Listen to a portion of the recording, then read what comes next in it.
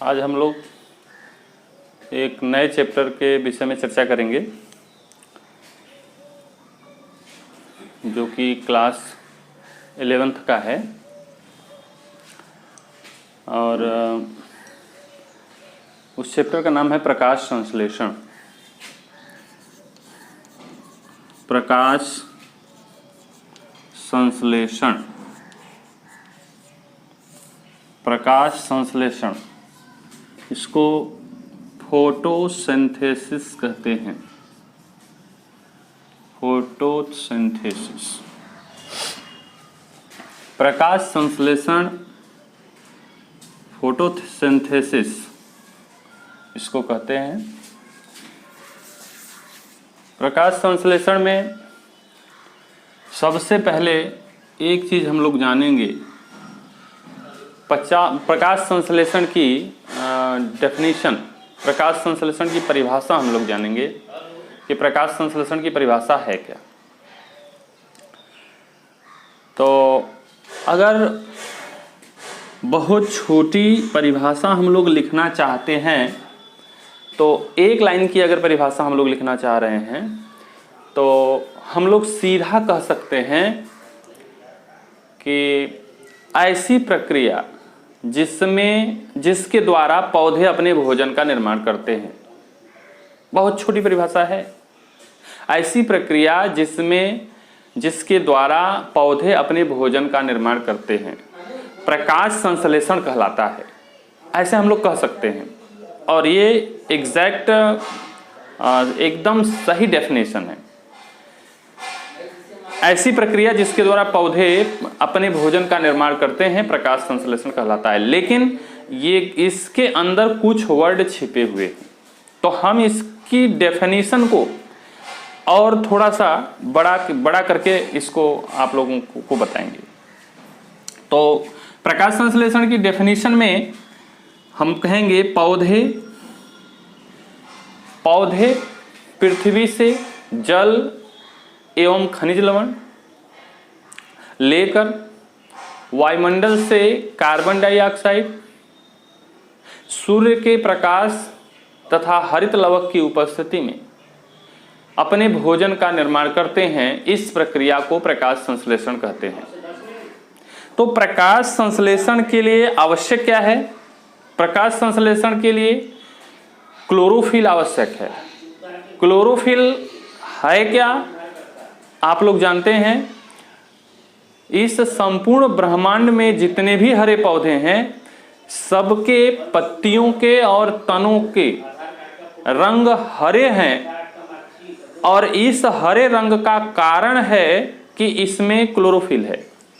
और ये क्लोरोफिल जिसको हम लोग पर्णहरिम कहते हैं, इसकी उपस्थिति में ही पौधे अपने भोजन का निर्माण करते हैं।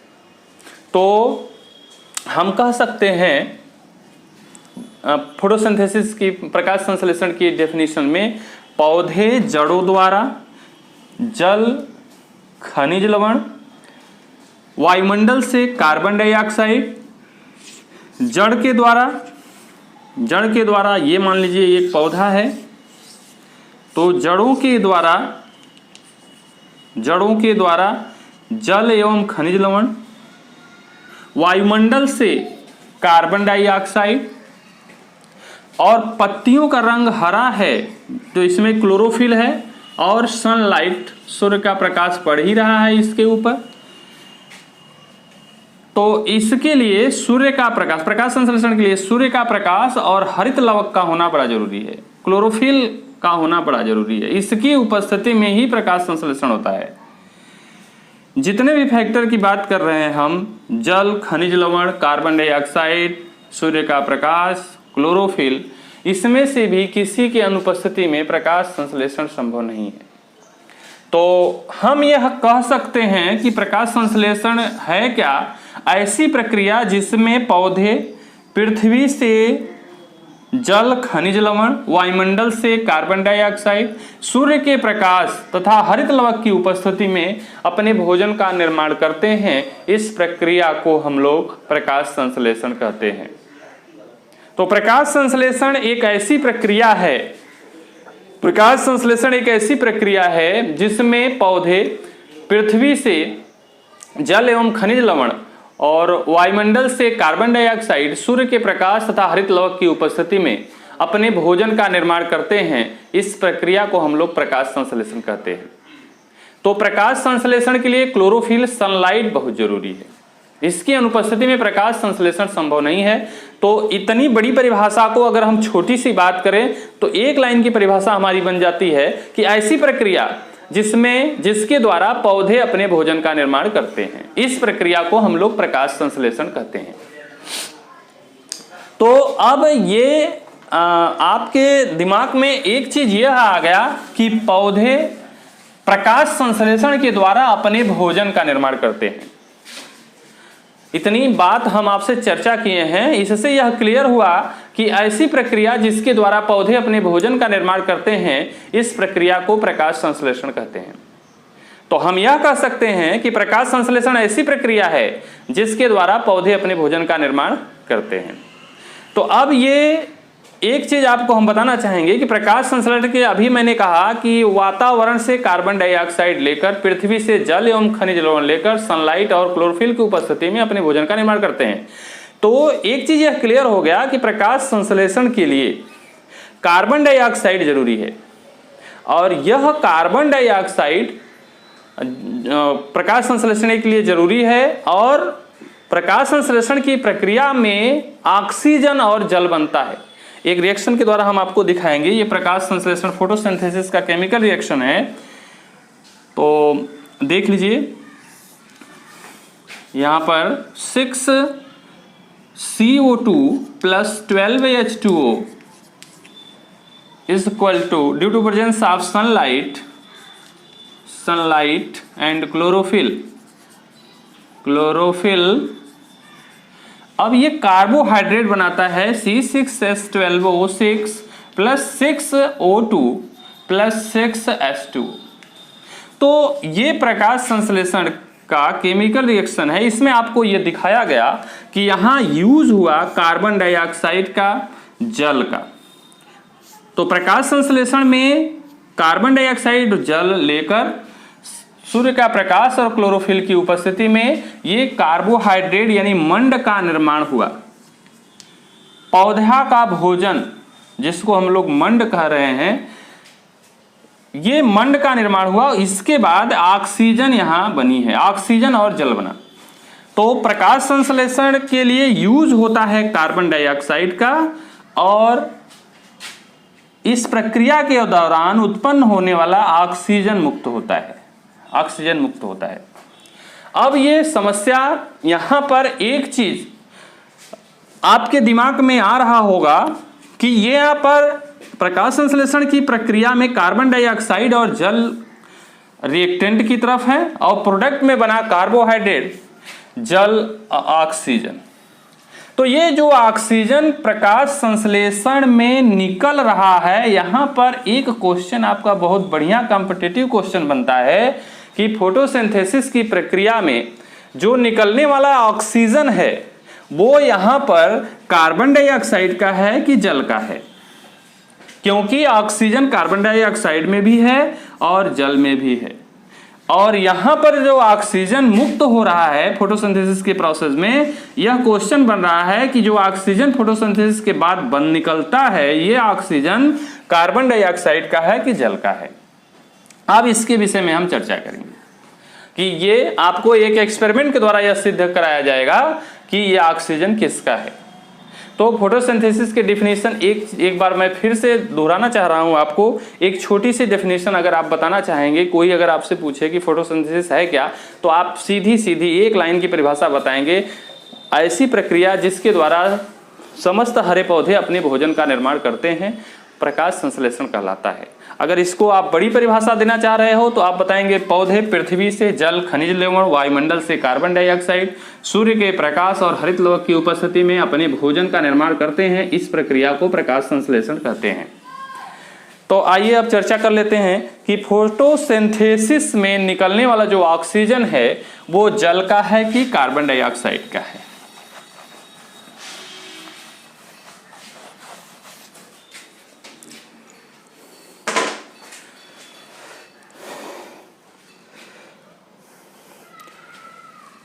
एक एक्सपेरिमेंट एक वैज्ञानिक किए थे, उनका नाम था हिल। तो हिल नामक जो वैज्ञानिक थे, उन्होंने एक्सपेरिमेंट किया कि फोटोसिंथेसिस में निकलने वाला जो ऑक्सीजन है वो कार्बन डाइऑक्साइड का है कि जल का है। इसलिए ये हिल नामक वैज्ञानिक ने इस प्रयोग को किया था, एक्सपेरिमेंट को किया था, इसलिए इसको हिल एक्सपेरिमेंट के नाम से जाना जाता है। हिल एक्सपेरिमेंट, हिल एक्सपेरिमेंट। और हिल एक्सपेरिमेंट को इन्होंने 1937 में किया था। इन्होंने किया क्या, एक आइसोलेटेड क्लोरोफिल को लिया, isolated chlorophyll, isolated chlorophyll, isolated chlorophyll लिया, उसको उन्होंने जल दिया H2O, और इसको लाइट दिया, सनलाइट, सनलाइट दिया, और एक hydrogen acceptor, hydrogen acceptor, hydrogen acceptor ferredoxin, ferredoxin इसको दिया जो हाइड्रोजन को एक्सेप्ट कर पाए। तो इन्होंने देखा एक अपने प्रयोग में, हिल नामक वैज्ञानिक ने अपने प्रयोग में एक आइसोलेटेड क्लोरोफिल लिया, इसको जल दिया और सूर्य का प्रकाश दिया, एक हाइड्रोजन एक्सेप्टर फेरिडॉक्सिन को दिया जो हाइड्रोजन को एक्सेप्ट कर पाए। इन्होंने इसको अपने प्रयोग में इन्होंने कार्बन डाइऑक्साइड कहीं नहीं दिया। आप लोग देख रहे हैं, हमें यह सिद्ध करना है कि फोटोसिंथेसिस में निकलने वाला जो ऑक्सीजन है वो कार्बन डाइऑक्साइड का है कि जल का है। इसके लिए हिल नामक वैज्ञानिक ने जो अपना प्रयोग किया, एक्सपेरिमेंट किया, उसमें यह हमें क्लियर करना है कि जल का ऑक्सीजन है कि कार्बन डाइऑक्साइड का। तो आप लोग देख रहे होंगे कि हिल एक्सपेरिमेंट में पूरे प्रोसेस में मैंने कहीं ऐसा जिक्र नहीं किया जहां पर कार्बन डाइऑक्साइड की बात हुई होगी। यहां पर सनलाइट दिया गया, आइसोलेटेड क्लोरोफिल, हाइड्रोजन एक्सेप्टर, जल दिया गया। कहीं भी इस प्रोसेस में हिल नामक वैज्ञानिक ने कहीं भी कार्बन डाइऑक्साइड नहीं दिया। तो यहां पर उन्होंने देखा अपने एक्सपेरिमेंट के बाद, लास्ट में यहां पर ऑक्सीजन मुक्त हो रही है, ऑक्सीजन मुक्त हो रही है। तो हिल एक्सपेरिमेंट से एक बात यह क्लियर हो जाता है, जब हिल नामक वैज्ञानिक ने अपने एक्सपेरिमेंट में कार्बन डाइऑक्साइड लिया ही नहीं था, तो ऑक्सीजन जो रिलीज हो रही है वो ऑक्सीजन, आप बताइए, कार्बन डाइऑक्साइड का है कि जल का? इनके एक्सपेरिमेंट से यह क्लियर हो गया, जब कार्बन डाइऑक्साइड इन्होंने दिया ही नहीं, तो ये जो फोटोसिंथेसिस के में निकलने वाला जो ऑक्सीजन है एकदम क्लियर है कि यह जल का है, कार्बन डाइऑक्साइड का नहीं है। एक चीज एकदम क्लियर हो गया। तो अब यह आप कह सकते हैं कि फोटोसिंथेसिस के प्रोसेस में निकलने वाला जो ऑक्सीजन है वो कार्बन डाइऑक्साइड का है कि जल का है? तो आप बताएंगे यह फोटोसिंथेसिस में निकलने वाला ऑक्सीजन जल का है, कार्बन डाइऑक्साइड का नहीं है। क्योंकि हिल नामक वैज्ञानिक ने अपने एक्सपेरिमेंट के द्वारा 1937 में यह सिद्ध कर दिया कि फोटोसिंथेसिस में निकलने वाला ऑक्सीजन जल का है, कार्बन डाइऑक्साइड का नहीं है। अब आगे हम लोग चर्चा करते हैं फोटोसिंथेसिस के मैकेनिज्म की। ये हो गया आपका फोटोसिंथेसिस की डेफिनेशन हो गई, और फोटोसिंथेसिस में हिल एक्सपेरिमेंट हो गया। हमारा ये दो टॉपिक हो गया। अब आगे चलते हैं प्रकाश संश्लेषण की क्रियाविधि।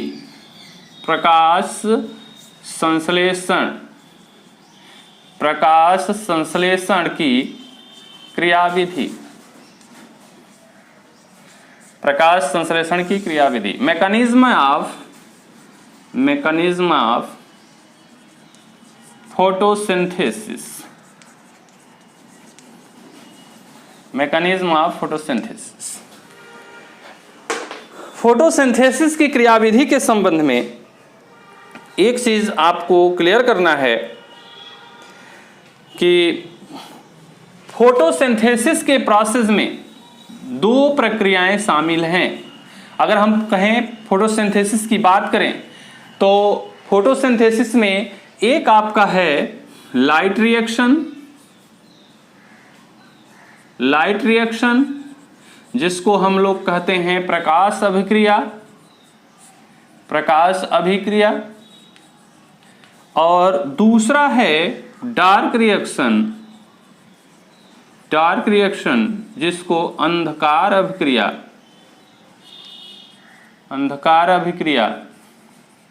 या प्रकाशहीन अभिक्रिया कहते हैं।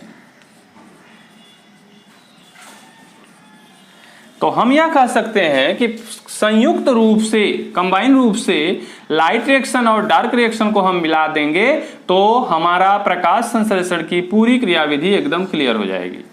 तो अब लाइट और डार्क रिएक्शन के विषय में हम चर्चा करेंगे।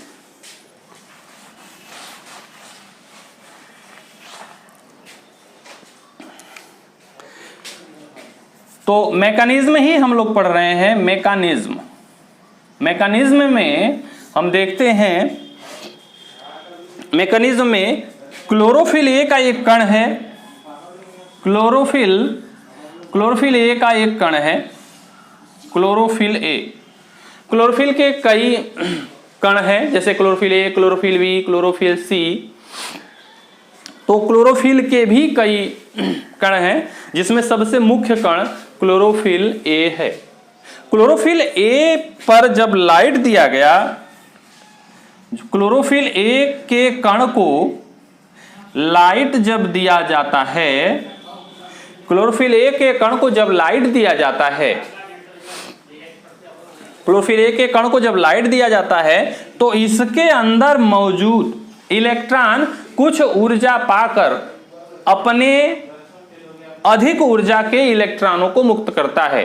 क्लोरोफिल ए के कण को जब सनलाइट पड़ती है यानी एनर्जी उसको मिलती है तो उसमें मौजूद जो इलेक्ट्रॉन है एनर्जी पाकर अपने अधिक ऊर्जा के इलेक्ट्रॉनों को मुक्त करता है, और वह मुक्त करके अपने इलेक्ट्रॉनों को मुक्त करता है और मुक्त करके यह जल के अणु का विच्छेदन करता है। जब क्लोरोफिल ए के कणों पर लाइट पड़ती है तो उसके अंदर मौजूद इलेक्ट्रॉन अपने अधिक ऊर्जा वाले इलेक्ट्रॉनों को मुक्त करता है, और वह अधिक ऊर्जा वाले इलेक्ट्रॉन जल के अणु का विच्छेदन करते हैं।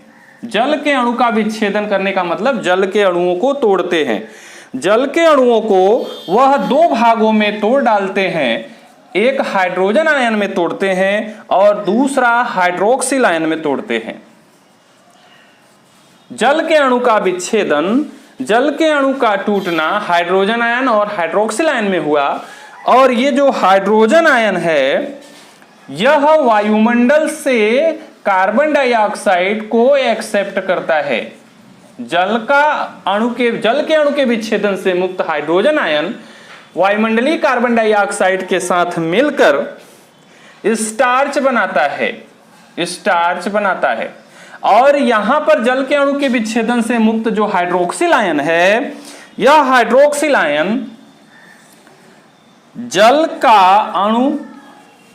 अणु और ऑक्सीजन के अणु को बनाता हुआ, और जो क्लोरोफिल ए का कण है पुनः क्लोरोफिल ए को मिल जाता है। यानी हाइड्रोक्सिल आयन से जल बना और ऑक्सीजन और हाइड्रोजन आयन वायुमंडलीय कार्बन डाइऑक्साइड से मिलकर स्टार्च बनाया। तो एक चीज आप लोगों को यह क्लियर हो रहा है यहां पर कि लाइट का जो बात हो रही है, लाइट क्लोरोफिल ए के कण पर पड़ रही है, तो क्लोरोफिल ए के कणों का लाइट को अवशोषित करना और वो अपने अंदर मौजूद इलेक्ट्रॉन को, अत्यधिक ऊर्जा के इलेक्ट्रॉन को मुक्त करना, और अपने अत्यधिक ऊर्जा के इलेक्ट्रॉन को मुक्त करके जल के अणु का विच्छेदन करना। जल के अणु के विच्छेदन से मुक्त हाइड्रोक्सिल आयन से जल और ऑक्सीजन का बनना और पुनः इलेक्ट्रॉन क्लोरोफिल ए को मिलना। इतना जो प्रोसेस है इसमें लाइट की आवश्यकता हुई है, इसलिए इतने भाग को हम लोग लाइट रिएक्शन कहते हैं, लाइट रिएक्शन। और दूसरी बात अगर हम करें, इतना ये डायग्राम में आप देख रहे हैं, डॉटेड लाइन के द्वारा हम अलग कर दिए इसको। तो यहां पर क्लोरोफिल ए के कणों का लाइट का एब्जॉर्ब करना, अत्यधिक ऊर्जा के इलेक्ट्रॉन जो मुक्त हो रहे हैं जल के अणु के विच्छेदन से मुक्त हाइड्रोजन आयन का, ध्यान दीजिएगा, हाइड्रोजन आयन का वायुमंडलीय कार्बन डाइऑक्साइड से मिलकर स्टार्च का निर्माण करना, इतना प्रोसेस जो है यहां पर लाइट की कहीं भी आवश्यकता नहीं हो रही है, इतने प्रोसेस को डार्क रिएक्शन कहते हैं, डार्क रिएक्शन। तो ये चीज हो गया आपका, एक हो गया लाइट रिएक्शन और एक हो गया डार्क रिएक्शन। तो अगर हम बात करें फोटोसिंथेसिस के पूरे मैकेनिज्म की, तो पूरे मैकेनिज्म में फोटोसिंथेसिस के दो बात शामिल हैं, एक लाइट रिएक्शन और एक डार्क रिएक्शन।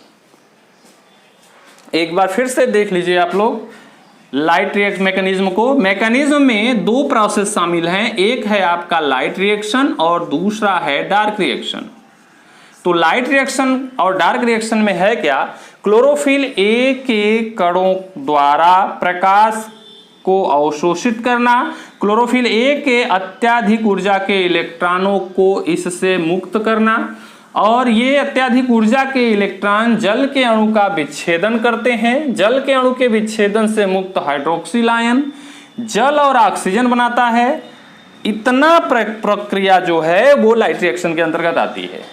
और ये जल के अणु के विच्छेदन से मुक्त हाइड्रोजन जो आयन होते हैं वायुमंडलीय कार्बन डाइऑक्साइड के साथ मिलकर स्टार्च बनाते हैं। यह प्रक्रिया डार्क रिएक्शन कहलाती है। इस प्रक्रिया में, डार्क रिएक्शन में कहीं भी लाइट की जरूरत नहीं है, यह संपूर्ण प्रक्रिया एंजाइमों के द्वारा संपन्न होती है, इसलिए इसको हम लोग डार्क रिएक्शन कहते हैं।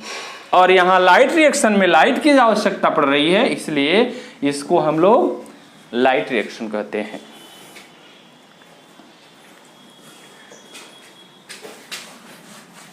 अब लाइट रिएक्शन और डार्क रिएक्शन के क्रियाविधि को समझाने के लिए प्रोफेसर अर्नान की थ्योरी का वर्णन हम लोग पढ़ेंगे, क्योंकि मैकेनिज्म जो प्रकाश संश्लेषण के मैकेनिज्म है वो प्रोफेसर अर्नान की थ्योरी पर आधारित है।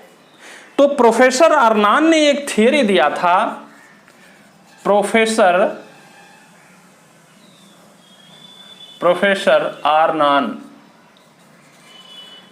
अर्नान ने थ्योरी दिया, और वो थ्योरी इनका दो कंसेप्ट में था। एक था cyclic photo phosphorylation, cyclic photophosphorylation, और दूसरा था नॉन साइक्लिक फोटोफास्फोराइलेशन।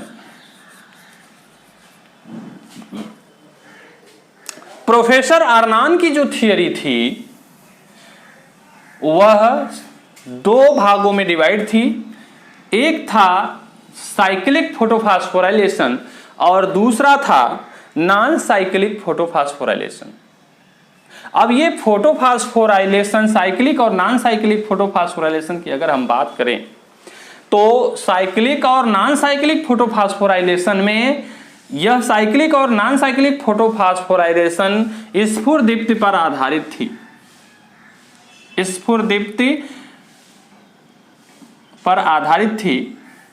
अब इसके विषय में आप लोग देख लीजिए, पहला हम लोग पढ़ते हैं cyclic photophosphorylation. Cyclic photophosphorylation, cyclic photophosphorylation.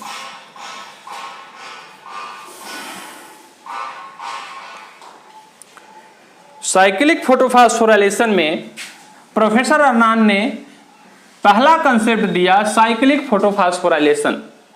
अब साइक्लिक फोटोफास्फोराइलेशन में हुआ क्या, इन्होंने क्लोरोफिल ए को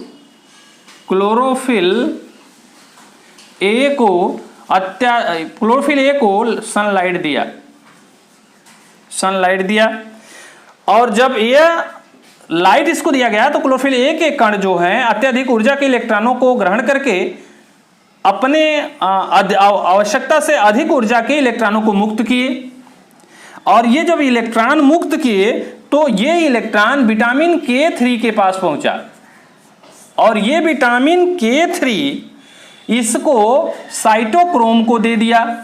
ये इलेक्ट्रॉन जो हैं अत्यधिक ऊर्जा के इलेक्ट्रॉनों को साइटोक्रोम को दिया, साइटोक्रोम, और साइटोक्रोम पुनः इलेक्ट्रॉन को क्लोरोफिल ए को दिया, और इस प्रक्रिया में यहां पर एक परिवर्तन हुआ। इस प्रक्रिया में एक परिवर्तन हुआ, एडिनोसिन डाइफास्फेट जो था वो एडिनोसिन ट्राइफास्फेट में बदल गया, एडीपी एटीपी में बदला, यानी एक फास्फेट यहां पर डाइफास्फेट से ट्राइफास्फेट में बदला। तो प्रोफेसर अर्नान ने जो अपने साइक्लिक फोटोफॉस्फोराइलेशन में कहा था, उन्होंने बताया कि साइक्लिक फोटोफॉस्फोराइलेशन में क्लोरोफिल ए से निकला हुआ इलेक्ट्रॉन पुनः विटामिन K3 साइटोक्रोम से होते हुए एडिनोसिन डाइफास्फेट से एडिनोसिन ट्राइफास्फेट में बदलते हुए पुनः क्लोरोफिल ए को मिल रहा है। चूंकि यह प्रक्रिया जो हो रही है वो साइक्लिक हो रही है, इसलिए इस प्रोसेस को साइक्लिक फोटोफॉस्फोराइलेशन कहते हैं। साइक्लिक फोटोफॉस्फोराइलेशन में एक बार फिर से आप देखेंगे, क्लोरोफिल ए पर अत्यधिक प्रकाश ऊर्जा का प्रकाश का पड़ना, उससे इलेक्ट्रॉन का मुक्त होना, विटामिन K3 के पास पहुंचना, विटामिन K3 उस इलेक्ट्रॉन को साइटोक्रोम को देता है, साइटोक्रोम पुनः एडिनोसिन डाइफास्फेट से एडिनोसिन ट्राइफास्फेट में बदल के पुनः इलेक्ट्रॉन को क्लोरोफिल ए को दिया। चूंकि क्लोरोफिल ए से, ध्यान दीजिएगा, चूंकि क्लोरोफिल ए से निकला हुआ इलेक्ट्रॉन विभिन्न प्रक्रमों के द्वारा, विभिन्न प्रक्रम में, इस प्रक्रम में क्लोरोफिल ए से निकला हुआ इलेक्ट्रॉन पुनः क्लोरोफिल ए को मिल रहा है, इसलिए इसको कहते हैं साइक्लिक फोटोफॉस्फोराइलेशन। तो ये हो गया साइक्लिक फोटोफॉस्फोराइलेशन। अब कल चर्चा करेंगे नॉन साइक्लिक पर।